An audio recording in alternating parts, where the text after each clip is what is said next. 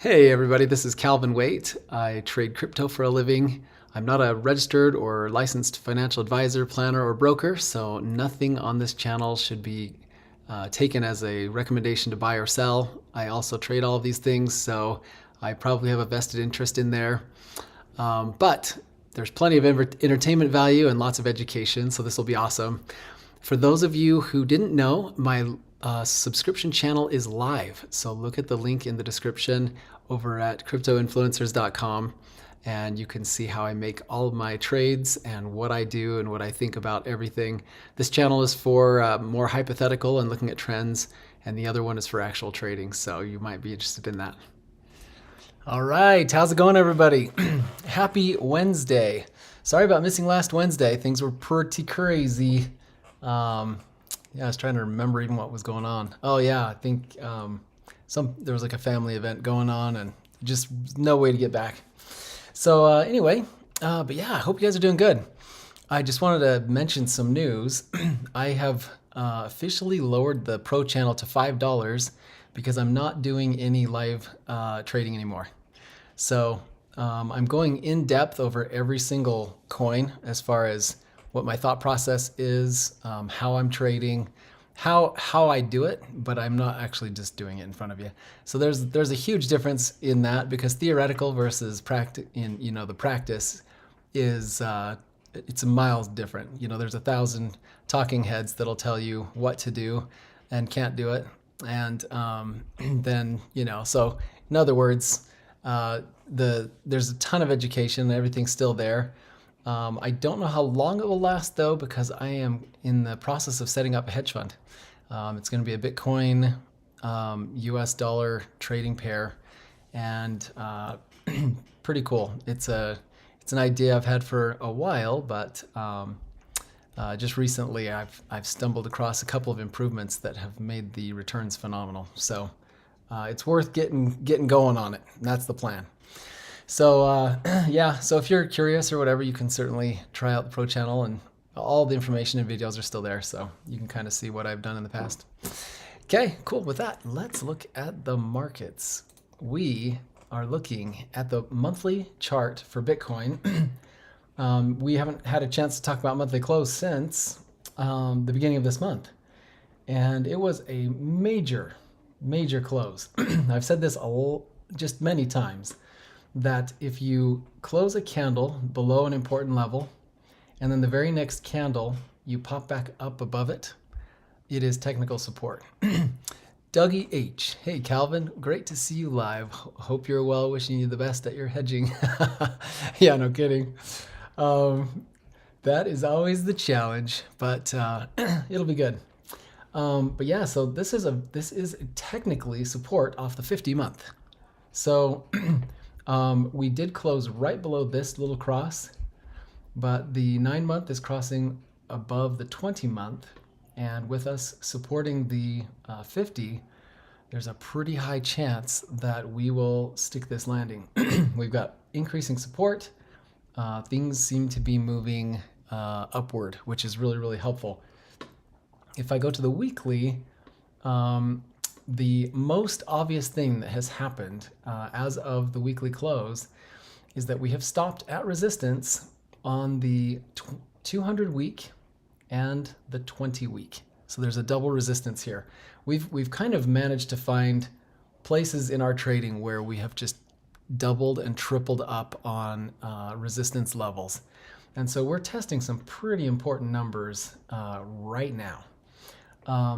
So the question is, what does this do? There's a lot of people out there that are looking at the 200 like, okay, yeah, we resisted here, then we found support, but the 200 is like so important. So let me just zoom out. The 200 has been major support in the past. It's been a huge deal. So when we start playing with this 200, it's like playing with fire, and if you get on the wrong side of it, it's gonna punch you in the face pretty good. So there are a lot of people that are looking at this like, there is no way we're not gonna see major resistance and a full rejection off of this point. That's what people are saying. But you have to think about it in terms of the cycle.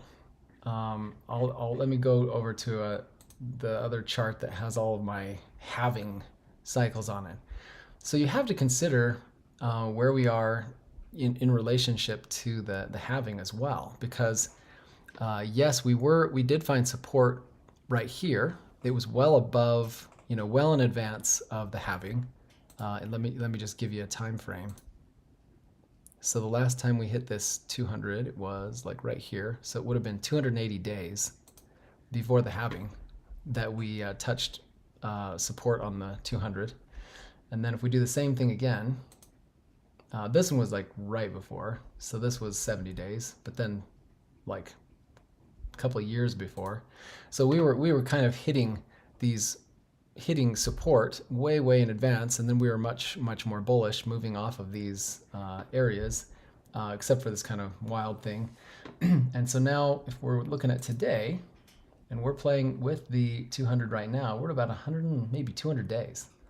And so you have to kind of think about it that Bitcoin doesn't entirely follow the rules of the rest of the world's markets. It will, once there's enough Bitcoin and once there are enough buyers and sellers that it just becomes a global index, almost like an anti-inflation index for the world.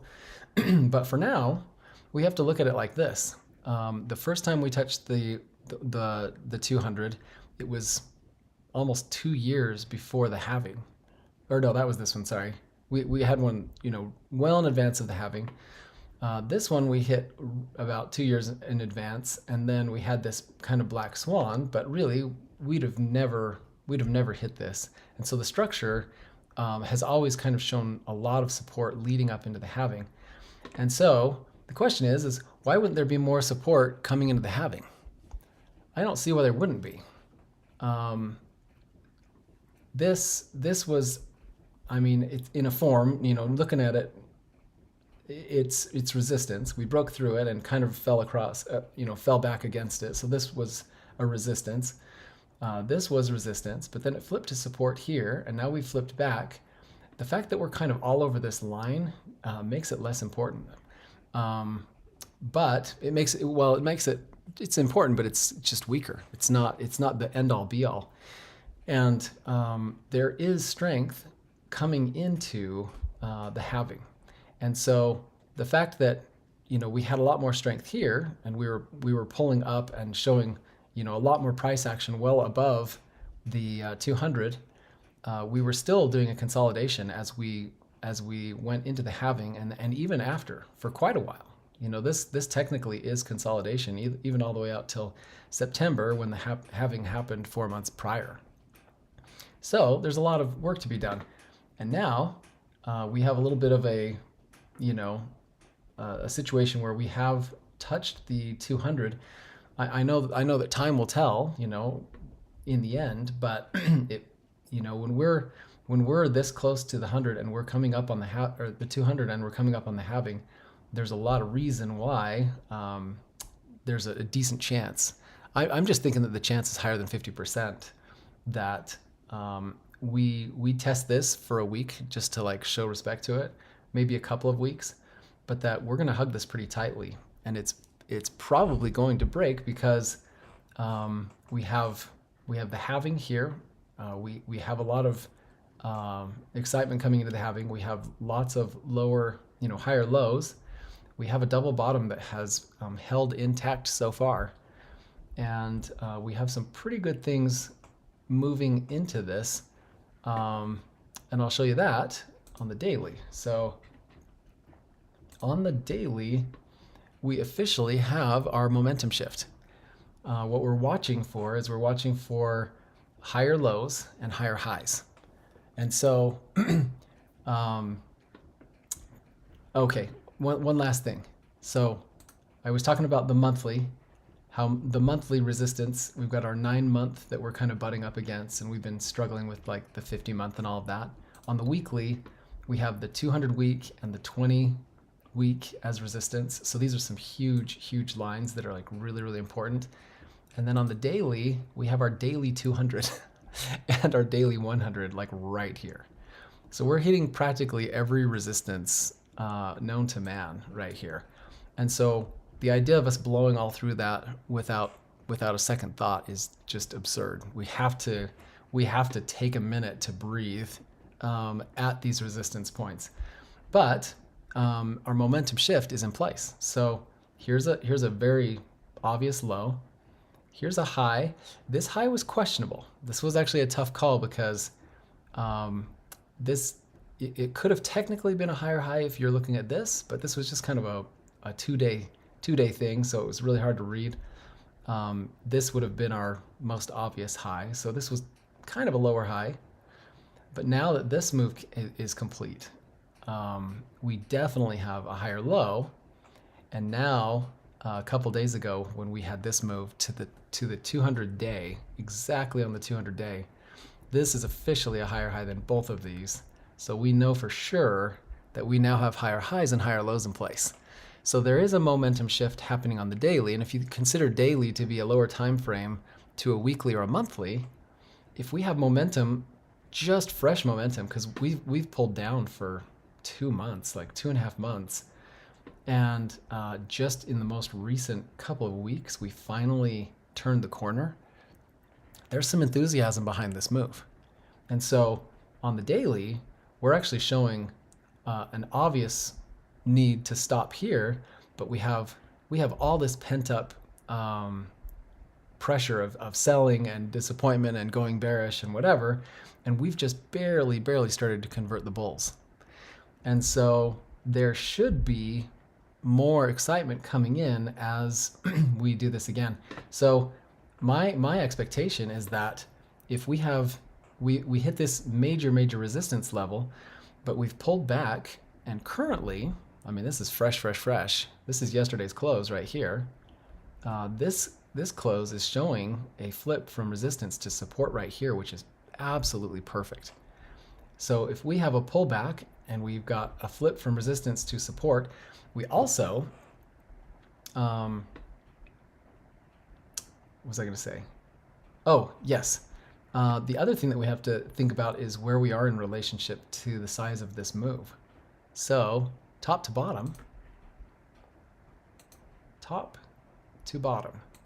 our midpoint is here at 27,250. And we found support in the midpoint of the move. So we've had a pretty volatile move all the way up to the top, but not only were we finding support off of this move, but we're also supporting off of the middle of the, if you condense this into a giant candle, you want to stay above the 50% mark. And we are doing that currently. So if we stay above the 50% mark and we have enough, bounce off of this resistance, turn to support to retest the 200-day within the next 3 or 4 days, even 1 or 2 more days, this could very well be the move we need to break through the 200-day, which in a couple more days, like 5 days, is the weekly close. So what would that look like on a weekly? That would show, that would potentially pull us back right up into the 50 or the 200 week. That would probably be less good.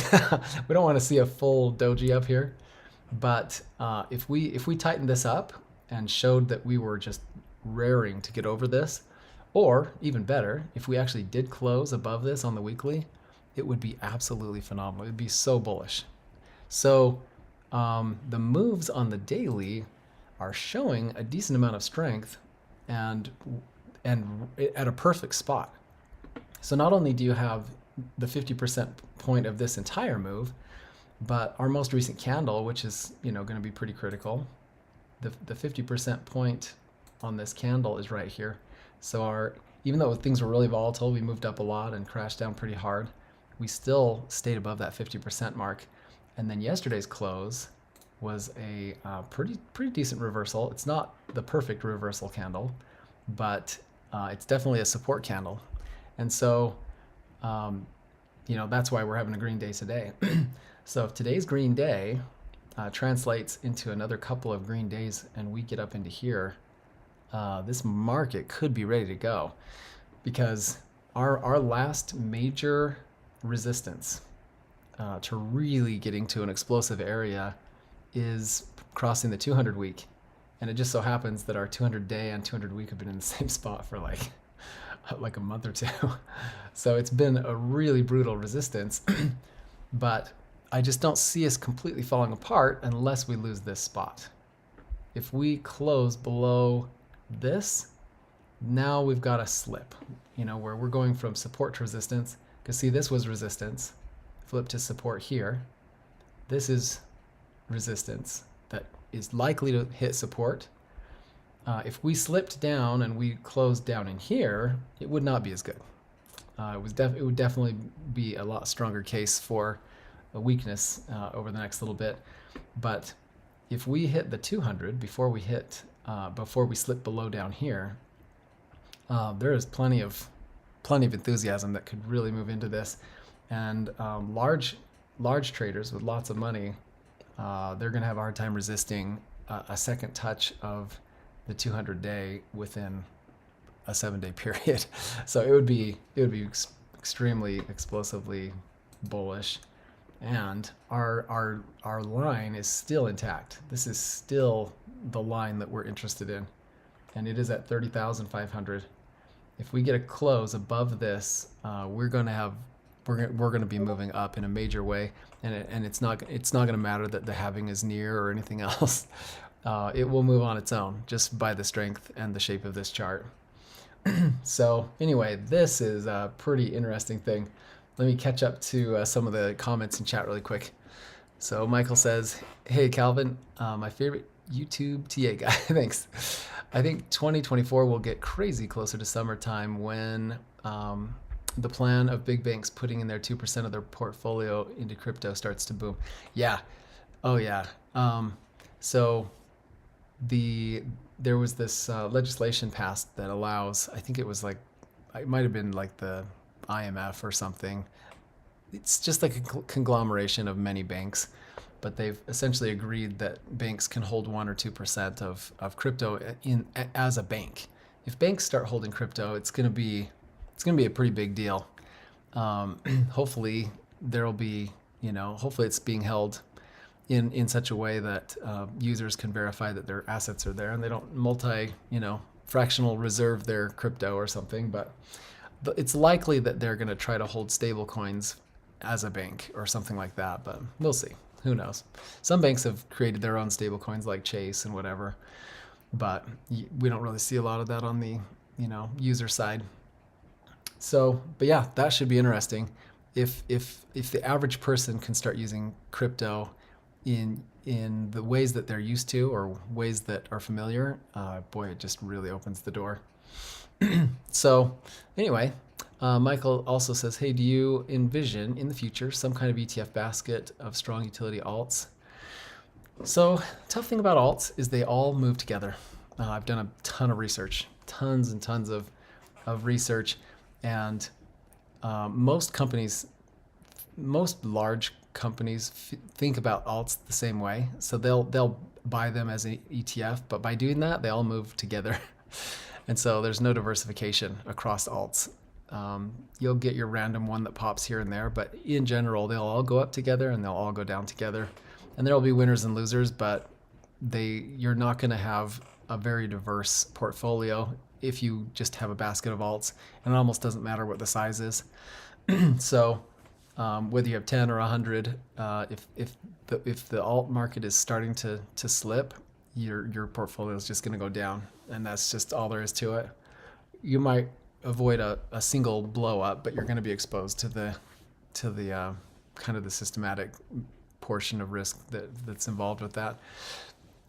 Bitcoin is probably the one asset that moves slightly different than the rest, because there are cases when Bitcoin goes up and alts are dropping, and then there are cases where Bitcoin's dropping and alts are rising. So it's almost like the one way to diversify your altcoin portfolio is to trade Bitcoin. And even Ethereum follows Bitcoin generally. It can outperform or underperform, but they usually go the same direction. And then alts can be usually an extension of that. So it's kind of what I've seen in my research. And hey, Namik. And hi, Jorge. Okay, cool. All right, so this is it's kind of my thoughts here.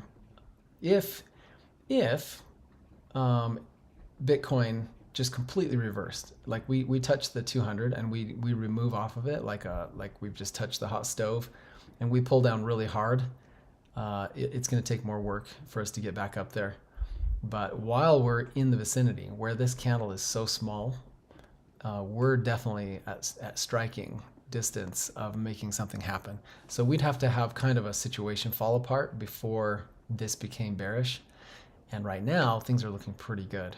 So if, I mean, let's say we just magically managed to just stay flat for this week, and then we had one more little green candle that brought us back up to the 200. Oh man, I'd be losing my mind for just how bullish this would be. So if we have a small red candle and then we get back up to the 200, that is just a magical combination. So we're getting there. We're getting there. And this rocket is still in play. If we break above this, it's game over. So one thing that is extremely obvious, right now Bitcoin is up about 0.5% and Ethereum is down 1%. Bitcoin, Ethereum market has completely hit the fan. It has just been sliding. This is the weekly. So if I go to the daily, you can just kind of see how intense it has been over the past couple of days. So Ethereum was losing against Bitcoin a couple weeks ago, and then it started strengthening up for a little bit, and then we've tagged the 50 and the 100 here, and over the past couple of days, it's just been a total bloodbath. Ethereum has just lost value versus Bitcoin really, really hard. And a lot of that is attributed to some of this volatility. I mean, Bitcoin rising, and then look at how ugly Ethereum's chart is.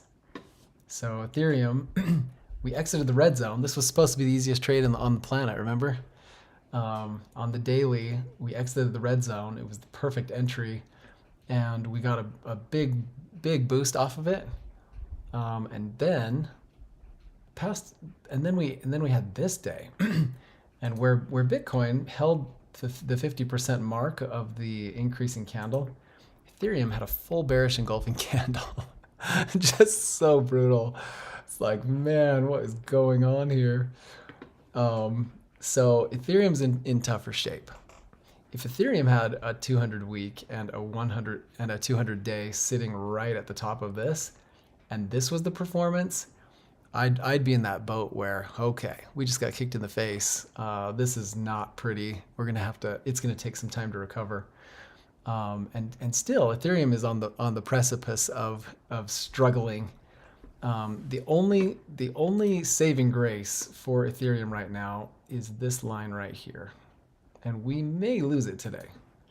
I mean, so technically, there could be the flat, straight off of here. So this could be it, or it could be a slight decline to the top of this candle body. Either way, somewhere between this line and this line, we really need to find support here, or else things are just going to they could kind of accelerate. So I would say safely that what we're looking at is the daily close. If we close in the red, it's not going to be very pretty. It's really not going to be pretty for Ethereum. And if we hold the red, then it's ugly, because here's the move.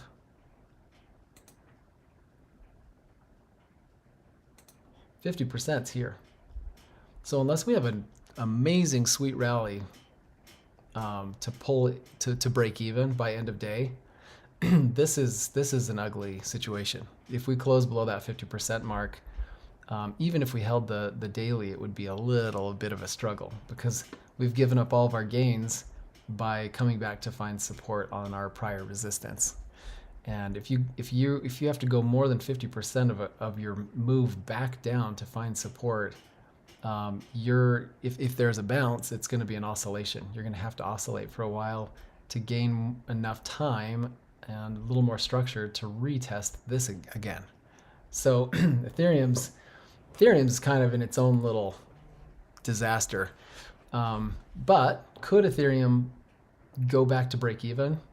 It could if Bitcoin has a sweet day. Like, this day's not over, and Bitcoin is definitely looking pretty.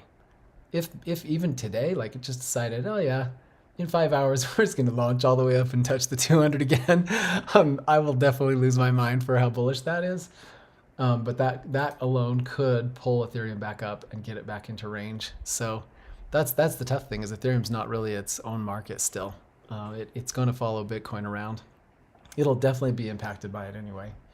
So yeah, even when something kind of falls apart on Ethereum, depending on what Bitcoin does, it could still hold together, or it could really, really fall apart. So anyway, it's a little bit harder to read Ethereum just because it isn't its own independent market, but there are definitely some red flags here. This is not as pretty as the Bitcoin chart, for sure. I don't think there's much more to see. Yeah, weekly for sure, we definitely need to recover, because we had this beautiful candle that broke through the 50 and the 200. We really, really want to hold the 200 and the 50 as support. If we don't, then it just puts a lot of question marks into what's going on here, because, you know, like I just barely said, if you have a candle that moves up above a resistance and then the very next candle you come back down and you close below, it's technically resistance. And that's not what we want to see when we're talking about probably the two most important averages on a chart, the 200 and the 50. So we don't want to reject both of them at the same time. Like, that's just not going to help us. So anyway, it should be an interesting day to see what happens. Ethereum is following Bitcoin, and Bitcoin is starting to surge a little bit. Yeah, here's another view of Bitcoin. This is also why we're seeing a surge in Bitcoin. Let me go back, and let's look at the 1 hour. So this is definitely getting to a shorter time frame. Look what we've just done on the 1 hour. So if I zoom way, way, way out, you'll see that there are periods where there's just red, yellow, red, yellow, red, yellow, red, yellow. You know, this red, yellow period is just kind of a period of bleeding. And then on the opposite side of that, this market's been so brutal, we haven't seen too much of it, but there'll be periods where it's green, yellow, green, yellow, green, yellow, green, yellow, all the way through. You can kind of see it on the larger charts, but when a market is kind of moving and slowly ebbing and flowing, you'll see these bands kind of show up. But every time you go from yellow to white or red to white, that means you've got some momentum picking up. And we've done a little bit of green yellow right here, a little bit of green yellow. But this was a major move. We were really high, and we went from green to yellow, and it's been a pretty strong yellow band. Well, if you exit from yellow to white, you're gonna get a boost of some kind. You know, it may not be super long lasting, or it might be the trade of century. You know, it's like, you know, when you exit from yellow or red to white, and it sticks, it's a good trade. And that's exactly what we did. So it was about an hour ago. So just half an hour after we started the stream, I noticed that we tested the 50 here, pulled back, and then put a candle body right on it, had a tiny little close above, and now look what we're doing. We're surging. So on the 1 hour, we're actually showing a surge. And when you exit a yellow zone or a red zone on a time frame like a 1 hour, suddenly you have a move that could last all day. It could last a day or two. You know what I mean? These types of moves can hold up pretty decent when you're on a slightly larger time frame. Not that an hour is very large, but this is large enough to probably give us a decent close. So if we go up for the next 5 hours, and that puts our daily close like nearing the daily 200, which is what this blue line is, man, it could really set us up for a pretty awesome week. So that's definitely something I'm watching. And the 4 hour just looks beautiful. Yes, we had a pullback, but look at our resistance to support on the 4 hour. It's just a little bit cleaner. You can see that we had a little cup and handle here, and then we blew out, came back and gave a lot up. So that's kind of the thing. But the reason we pulled back so hard was that's where the 200-day and the 200-week are. So there's a reason for a response like that. But man, oh man, it's looking pretty good. Hopefully the momentum can continue through the rest of the day. Pretty much just super fun. I mean, this is so fun. Anyway, all right, I'll just hit a few more questions, and then if you don't have any other questions, we'll wrap it up. If you do, I'm cool to look at whatever you want. So Jorge says, hey Calvin, what are your 1 to 2 favorite alts that you love to trade because of how price action behaves, or simply because you like them? Well, I only like the things that make me money. I'm not really married to any alts. Even Ethereum, I don't know. I kind of hold them and trade them to just get more Bitcoin. That's sort of my goal. And so there are some coins that look very pretty. I know Link has been in the news, and it has been a decent performer lately. So I can show you that. It's just what you love to see are, so the thing about Link, if I go to the weekly, you can see how we've been in this kind of band for a long time. Well, if you're exiting a red zone on a weekly chart, that's a pretty decent place to give it a shot. You know what I mean? And a couple of weeks ago, we exited the red zone. So we did have a fake out. So this was an exit that didn't really do much, but we did get a higher low. And then this exit of a red zone on a weekly is pretty sweet. Like a weekly chart. Like if a 1 hour can give you a day or two, a week can give you like 6 months of upside. You know what I mean? So it could be pretty darn good. Yeah. So anyway, that's definitely one that caught my eye. I also know that Solana's been on the minds. It's doing some good things. Like on the weekly, you can see how the lows are getting higher and our resistance is flat. That is an ascending triangle. An ascending triangle, I'm not entirely sure what this is for, so let me remove that. But yeah, an ascending triangle, especially when the top of your triangle is 2 years old, more than 2 years old. We've had support across some major levels over a long period of time, and then hit it as perfect resistance like 3 times now with increasing support. I mean, this baby could fly. It's a pretty decent coin. So those are 1 or 2 that are kind of hitting some headlines. But to be honest, you probably could start. We're kind of at the market that everyone's so down on alts, and everyone thinks alts are going to just die and crash away. But if Bitcoin really launches, we're going to have an alt season. It's just, they just kind of come. If I just kind of grab any random coin here, maybe not every random one, but you can kind of see that we've pulled down a lot and things are starting to stabilize.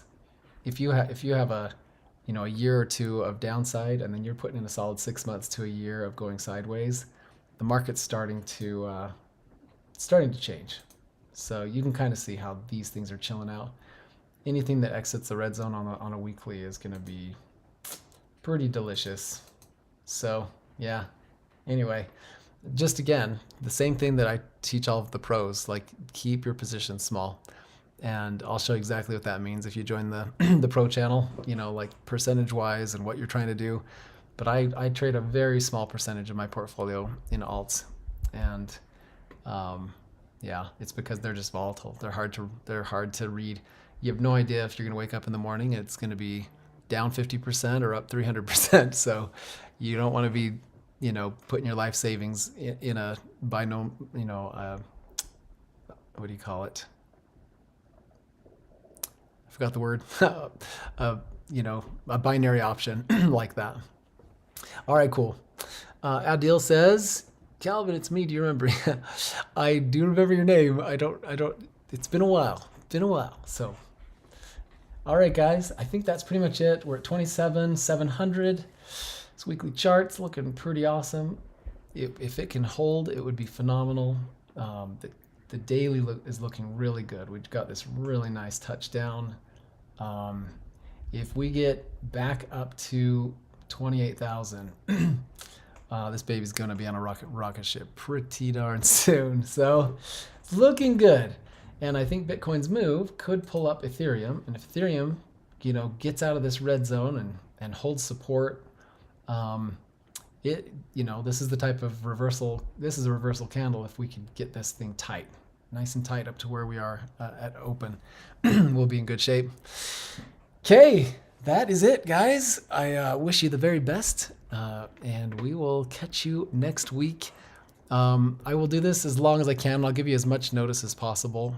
If I have to, I know that I can have a hedge fund and still have an opinion, but I don't want to get myself into trouble or put out a conflict of interest or something. So I'll do the best I can to kind of teach you what I know, and all my charts and all my videos that are up on the channels, they'll stay. So that's for sure. Okay. Anyway, all right. We'll catch you guys later. Thanks for making it to the end of my video. Make sure you keep those trades small. Don't force a trade. Don't get impatient. And if you want to see how all this works, please come over and check me out on the subscription channel at cryptoinfluencers.com. Again, the link is in the description.